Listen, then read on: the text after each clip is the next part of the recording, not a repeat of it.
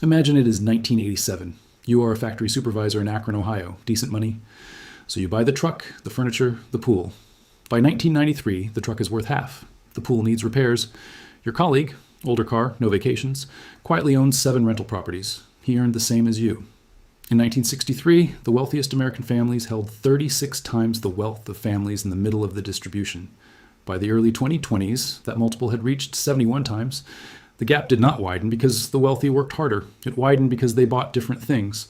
Today we examine 12 of those things, not as a shopping list, as a forensic dissection of what wealth actually purchases, what it has always purchased, and why the pattern separating the asset class from the consuming class has remained structurally unchanged across 2 centuries of economic history. Once you see this pattern, you cannot unsee it. Thing 1, time that compounds. The first thing wealthy people actually buy cannot be found in any store. It produces no receipt. It appears in no advertisement. And yet, it is the single most powerful financial asset in the history of human civilization. It is early time in the market, not timing the market. Time in the market. Compounding is time dependent. This is a mathematical constraint, not an opinion. The person who invests $100 per month beginning at 22 will accumulate substantially more by 65 than the person who invests $200 per month beginning at 35, assuming identical returns. The later investor contributes more money. The earlier investor bought something the later investor could not. Early time in the compounding cycle. You cannot buy back lost time. That is the irreversible constraint. The first thing wealthy people buy is the earliest possible entry into compounding instruments, not purely from discipline, but from structural understanding. They know that time is the one variable that cannot be replaced with money, effort, or intelligence. Most people spend their early earning years buying depreciating things. While they are doing that, the compounding clock runs for someone else. Let that sink in. Thing 2, assets that work while you sleep. There is a taxonomy virtually no school teaches, and its absence is one of the most consequential educational failures of the modern era. On one side, things that cost you money continuously from the moment you acquire them: vehicles, electronics, furniture, boats. Most of what advertising tells you to buy. These are liabilities, though most people simply call them stuff. On the other side, things that generate money whether you are working or sleeping, whether you are paying attention or not. Productive financial assets, equity stakes, income-producing properties, business ownership. These are assets. The top 10% in terms of wealth own roughly 84% of the stock market in the United States. The wealthiest households own financial assets. Everyone else has their net worth tied up in their home. This structural asymmetry has deep historical precedent. By 1900, the richest 10% of Americans controlled over 70% of the nation's wealth. The mechanism was not complicated. They systematically acquired income-producing assets while the working population's compensation was consumed rather than deployed into productive capital. Today, the top 1% of households own over 31% of all U.S. wealth, the highest share recorded since the Federal Reserve began tracking. That is not a different story. It is the same story, continuing. The second thing wealthy people buy is equity, ownership stakes in things that generate income, regardless of whether the owner is actively working. They buy it early. They buy it repeatedly. And they resist the powerful cultural pressure to convert that equity back into consumption. Thing 3, health as structural capital. People dismiss this one as obvious. That is precisely why they never examine it forensically. Health is not a lifestyle preference. It is a financial instrument. A person in excellent health works more productive years. They incur lower medical costs during their peak earning decades, the exact years when compounding operates most powerfully. They maintain cognitive capacity longer. They require less catastrophic late-life expenditure, preserving capital that would otherwise transfer to healthcare systems. The direction of causality runs both ways. Poor health causes poverty as well as results from it. Medical expenses remain among the leading causes of financial distress in American households. Meanwhile, households with access to preventive medicine, quality nutrition, and employer health coverage are broadly the same households accumulating financial assets. The compounding logic is identical. Small investments in physical maintenance made early produce dramatically better outcomes than large remediation expenditures made late. The third thing wealthy people buy is structural health, preventive medicine, quality nutrition, time for physical maintenance, not as indulgence, as infrastructure. The return on that investment, measured across a working lifetime, rivals almost any other category on this list. Thing 4, legal architecture. In the 1880s, at the heart of robber baron activity was the formation of trusts, legal structures designed to centralize control, stifle competition, and insulate capital from external claims. The weaponized version of this was eventually curtailed, the Sherman Antitrust Act, progressive era reforms. But the underlying principle, that legal structure determines what happens to capital, has never disappeared. It simply became more sophisticated. Today, the wealthy deploy legal architecture differently. Estate planning structures that transfer wealth across generations with minimal tax friction. Business entity structures that limit personal liability. Contractual protections that insulate personal assets from professional exposure. Insurance products that guard against catastrophic loss. None of this is secret. Most of it is in publicly available legal statutes and accounting frameworks, but it requires expert interpretation, professional guidance, and, crucially, the understanding that you build the protection at the same time you build the wealth, not after. Most people learn the rules of the game after the hand has been dealt. The fourth thing wealthy people buy is legal structure around their assets, not lawyers for disputes. Proactive architecture that protects accumulated capital from every foreseeable mechanism of loss. Go on to thing 5, knowledge with compounding returns. There's a category of investment that generates returns without deploying capital into traditional markets.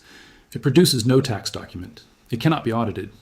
But its returns across a lifetime can exceed almost any other asset class.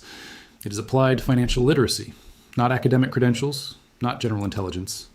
Specific, systematic knowledge about how financial systems actually operate, how credit functions, how tax codes work, how business structures affect capital flows, how regulatory frameworks create and destroy value, how negotiation mechanics alter outcomes. This is the knowledge wealthy families transmit privately across generations. It exists in public documents, legal statutes, and accounting frameworks, but requires context and mentorship to apply. Upper income families were the only income tier to build on their wealth from 2001 to 2016. Middle income families saw their median net worth shrink by 20% during that same period. The 2008 financial crisis hit everyone, but it hit different people differently, because different people understood different things about how asset classes behave under stress. That understanding was the product of accumulated knowledge. And knowledge, like capital, compounds. The more you have, the more effectively you can deploy what you acquire next. The fifth thing wealthy people buy is deep structural financial literacy, not tips and tricks, but the architectural understanding of how systems operate. The gap between those who have it and those who do not is one of the most durable sources of wealth divergence in documented history. Thing 6, equity. In a business, not just a salary. Imagine it is 1955. A young engineer is hired by a growing technology company. 2 compensation options are offered. First, competitive salary, good benefits, reliable pension after 30 years. Second, slightly lower base salary, small equity stake in the company. Almost everyone in 1955 takes the salary. Visible, certain, respectable. The people who take the equity in companies that survive, they do not simply earn well, they build generational wealth. The salary earner retires comfortably. The equity holder's grandchildren have options that the salary earner's grandchildren never will. A salary is time rented. It ends when your labor ends. At the close of every workday, at retirement, at termination. Equity is ownership. Ownership does not clock out. It participates in the growth of the enterprise, regardless of whether you personally worked on Tuesday. The top 1% of households collectively hold wealth roughly equal to the bottom 90% of Americans combined. That concentration did not happen through superior labor. It happened through ownership. Ownership compounds. Labor does not. At this point, there are only 3 paths to meaningful wealth accumulation. You inherit ownership, you create a business and retain it, or you systematically acquire ownership stakes through deployed capital over time. None of these paths run through salary alone. The 6th thing wealthy people buy is equity. In businesses, in enterprises, in anything whose growth accrues to those who hold a claim on it, rather than simply those who show up to perform work. Thing 7, income-producing property, not just a home. Let us be precise about something the financial media consistently conflates. Your primary residence is not an investment. It is a consumption decision that may appreciate. It generates no income while you inhabit it.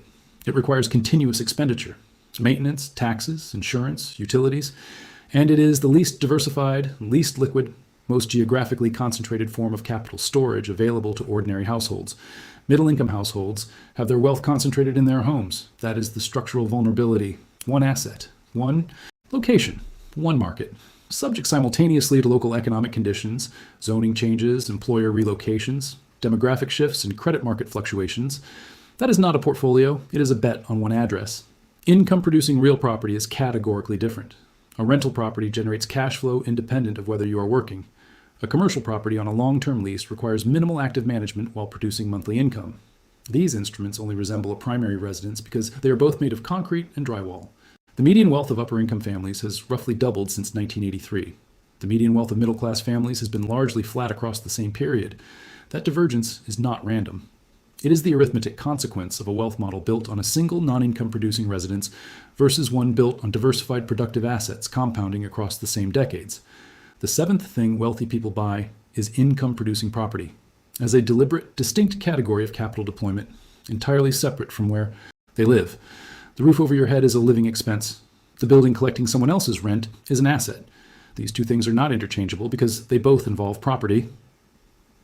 Thing 8. Insurance against catastrophic loss. Most people purchase insurance reluctantly, treat it as a pure expense, and minimize it wherever possible. That is precisely why most people remain financially vulnerable throughout their lives. Insurance is not a luxury. It is the structural floor beneath every other financial strategy. What actually destroys household wealth is almost never a bad investment. It is catastrophic, uninsured loss. A medical diagnosis without adequate coverage, a business lawsuit without liability protection, a disability that eliminates earned income without replacement insurance, a fire, a flood, a death. These are not exotic events. These are ordinary human catastrophes, striking households that built no financial floor. Wealth is an index of resiliency in the face of shocks. Resiliency requires a floor. The floor requires coverage, not speculative insurances. Products. Comprehensive, deliberate protection against the specific catastrophic events that would otherwise erase everything else on this list. And all of this arrives directly on top of the fuel crisis we already discussed. A crisis that, on its own, had already knocked more than 5 percentage points off Putin's approval rating in a single month and dragged it down to record lows. The warehouse campaign doesn't operate independently of that fuel crisis. It compounds it, layering personal, direct financial ruin on top of an already frustrated, already struggling population that was already searching for someone to blame. This is precisely why the political danger facing Putin right now is multiplying rather than simply adding up in a straight line. Multiple independent sources of pressure are converging on the exact same moment in time, on the exact same population, all of them pointing back toward the exact same decision maker sitting at the very top of the entire system. Reports continue to describe a Putin who appears increasingly cornered, relying ever more heavily on hardened security arrangements, reportedly wary of betrayal from within his own inner circle, wary of a coordinated coup, wary of the kind of assassination attempt that authoritarian leaders throughout history have learned to fear most, not from foreign enemies, but from disillusioned insiders standing uncomfortably close to the throne. Public anger that would have seemed genuinely unthinkable to express openly just a year or two ago is now surfacing in public forums, on social media, in the sarcastic comments left underneath official government announcements. Every single warehouse that burns is therefore not simply an isolated economic loss, contained and forgettable. It becomes something far more symbolically dangerous for the regime. It becomes tangible, undeniable evidence that the Kremlin cannot actually protect the basic domestic stability, that its entire legitimacy has always quietly depended upon. Authoritarian systems rarely survive on genuine popularity alone. They survive on a carefully maintained illusion of control, competence, and inevitability. Every burned warehouse chips a visible crack into that illusion in a way that no amount of state television spin can fully paper over. Let's take a short break here, because what comes next ties this entire picture together into something even bigger. If this analysis is genuinely changing how you see this war, share it with someone who still thinks this conflict is a frozen stalemate with nothing meaningfully shifting. This story alone proves that assumption wrong. So let's step back now and look at the full shape of what Ukraine has actually built here, because when you connect every piece, the strategic brilliance underneath it becomes impossible to miss. For years, Western analysts and military planners debated endlessly over how exactly Ukraine could meaningfully pressure Russia without direct access to the kind of overwhelming firepower needed to force a swift, decisive military collapse. Frontal military victory alone was never going to be enough on its own, not against a country with Russia's sheer scale, population, and industrial depth. Sanctions alone, applied by Western governments from a distance, have real teeth, but historically take years to bite hard enough to force meaningful political change. And authoritarian systems have proven remarkably skilled at insulating their leadership from the worst of that particular pain, redirecting hardship downward onto the general population rather than upward onto the elite. What Ukraine appears to have identified instead is something far more precise and, frankly, more devastating in its simplicity. Rather than trying to defeat Russia's military machine head-on in every single dimension simultaneously, target the specific illusion that Putin's entire system of public tolerance has always quietly rested upon. The illusion that ordinary Russians could continue supporting this war indefinitely, comfortably, from a safe emotional and financial distance, without ever having to personally pay a meaningful, tangible price for that support. As long as that illusion held firm, Putin could count on a population that, whatever its private doubts, remained largely passive, disengaged, willing to tolerate the war as background noise on the evening news rather than a lived daily reality. The passivity was never really built on deep enthusiasm for the war itself. It was built on comfortable distance, on the quiet, unspoken sense that whatever was happening far away on some front line simply didn't reach into the average kitchen, the average paycheck, the average Tuesday afternoon. Ukraine's strategy across this recent wave of strikes appears to attack that comfortable distance directly and deliberately from multiple angles at once. Warehouses burn, and small business owners lose their entire life savings overnight with zero compensation waiting for them. Fuel disappears, and ordinary commuters spend hours in frustrating lines just trying to fill a tank for their daily commute to work. Refineries take damage, and government revenue weakens at precisely the moment the state desperately needs every available resource to project strength and stability. Each individual strike might look, in isolation, like a fairly standard military or economic action, another entry on a long list of wartime headlines. But layered together, compounding on top of each other, week after week, they form something considerably larger and more strategically coherent, a sustained, deliberate assault on the entire foundation of public passivity that authoritarian stability in Russia has always quietly depended upon. This is precisely what makes this particular approach so genuinely clever, and frankly, so difficult for the Kremlin to effectively counter using its usual playbook. You cannot simply increase security around a warehouse full of consumer goods the same way you might harden a military airbase or an oil refinery, not without spending an almost unlimited amount of money attempting to protect commercial logistics infrastructure that is deliberately scattered across dozens of locations throughout the entire country. You cannot easily suppress economic frustration through state media messaging alone, not when the frustration in question is rooted in someone's own personal bank account balance, their own empty store shelves, their own suddenly unemployed cousin or neighbor. And you cannot indefinitely keep public anger contained through fear alone, not when that anger is increasingly rooted in an undeniable, deeply personal financial reality that state propaganda simply cannot successfully talk people out of feeling. Putin's entire system, like most authoritarian structures throughout history, ultimately depends on three interlocking pillars working together in careful balance. Stability, meaning the visible sense that daily ordinary life continues functioning normally, regardless of whatever else happens far away. Fear, meaning the quiet calculation among ordinary citizens that openly speaking out carries real personal risk not worth taking. And public passivity, meaning a population that remains disengaged enough, comfortable enough, distracted enough to simply tolerate difficult decisions being made on their behalf without demanding accountability. What Ukraine's current campaign appears to be doing, whether by careful, deliberate design or through the natural compounding effect of independently escalating pressure, is attacking all three of these pillars simultaneously rather than picking just one. Stability collapses visibly and repeatedly every single time another distribution center goes up in flames on someone's phone screen. Fear begins quietly eroding as more and more ordinary citizens start openly voicing frustration in public forums without facing the immediate consequences that once would have followed such open criticism. And passivity becomes structurally, practically impossible to maintain once the war has stopped being a distant abstraction and has instead become a direct, unmistakable, deeply personal financial threat sitting right there in someone's own now empty warehouse shelf or now bankrupt small business. There's also a slower, quieter effect worth mentioning here, one that rarely gets discussed but matters just as much over time. Every merchant who loses everything becomes a walking, talking counterexample to years of state messaging insisting the war carries no real domestic cost. That person doesn't need to organize a protest or write a manifesto. They just need to talk to their neighbor, their cousin, their old classmate, describing exactly what happened to their business and exactly how little help arrived afterward. Multiply that conversation by tens of thousands of merchants, and you get something state censorship struggles to fully contain, a genuine, organic word-of-mouth erosion of trust spreading person to person, far outside the reach of any official media narrative.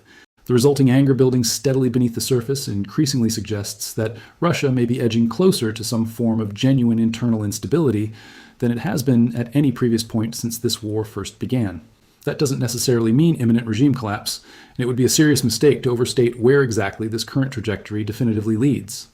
Authoritarian systems have historically proven, Remarkably resilient, often far more durable than outside observers confidently predict at any single given moment, Putin retains enormous coercive tools at his direct disposal, extensive security services, a tightly controlled state media apparatus, and a demonstrated historical willingness to use overwhelming force against any visible internal dissent the moment it becomes organized enough to genuinely threaten his position. But resilience and comfortable stability are not remotely the same thing. And what we're witnessing right now looks distinctly less like comfortable stability and considerably more like a system under sustained, genuine mounting strain from multiple simultaneous directions at once. The approval numbers keep sliding lower. The public criticism keeps growing louder and more open. The economic pressure keeps compounding relentlessly from several independent directions simultaneously. And the man at the very top keeps retreating further and further behind ever thicker layers of personal security. A telling, unmistakable signal in itself about exactly how he privately assesses his own current situation, regardless of whatever confident language his own state media continues broadcasting to the outside world. There's a certain quiet, almost poetic irony buried at the very heart of this entire story worth sitting with for a moment.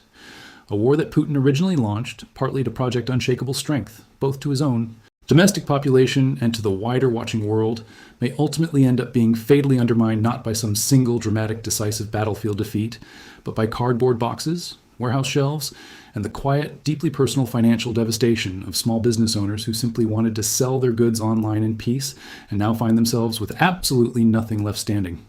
That's not the kind of ending anyone writes into a triumphant war movie script. But history rarely bothers itself with cinematic timing. Empires and authoritarian systems throughout history have collapsed before under precisely this kind of pressure, not through some single spectacular dramatic moment, but through a slow, grinding accumulation of ordinary people quietly deciding, one household at a time, that the personal cost of continuing to tolerate the current situation has finally, unmistakably outweighed whatever fear once kept them silent and passive. Whether that genuinely happens here, whether Russia is truly approaching some kind of meaningful breaking point, or whether the system ultimately proves resilient enough to absorb even this new layer of sustained pressure, remains a genuinely open question that nobody can answer with total certainty right now. But what is absolutely certain, beyond any reasonable doubt, is this. Ukraine has identified something considerably more strategically dangerous to Putin's grip on power than another isolated military strike ever could be on its own. It has identified, and is now actively, deliberately exploiting, the fundamental illusion his entire system has always quietly depended upon. The illusion that ordinary Russians could continue supporting this war indefinitely without ever having to personally, tangibly pay for it themselves. That illusion is now visibly failing in real time. One burned warehouse, one empty fuel pump, one bankrupt small business at a time. And once an illusion like that begins cracking open, in full public view, in a system built almost entirely around the appearance of total control and unshakable stability, there's rarely any reliable way of fully sealing it back shut again. If this breakdown gave you a clearer, sharper picture of what's actually happening inside Russia right now than anything else you've seen on this topic, that's exactly why this channel exists in the first place. Hit subscribe. I'll turn on notifications so you never miss the next major shift in this story, and drop your honest take in the comments below. Do you think Ukraine's strategy here genuinely represents Putin's biggest vulnerability yet? Or do you think the Kremlin still has enough tools left to fully weather this particular storm? I'll personally be reading through the comments, so let me know exactly what you think. Thank you so much for watching, and I'll see you in the very next one.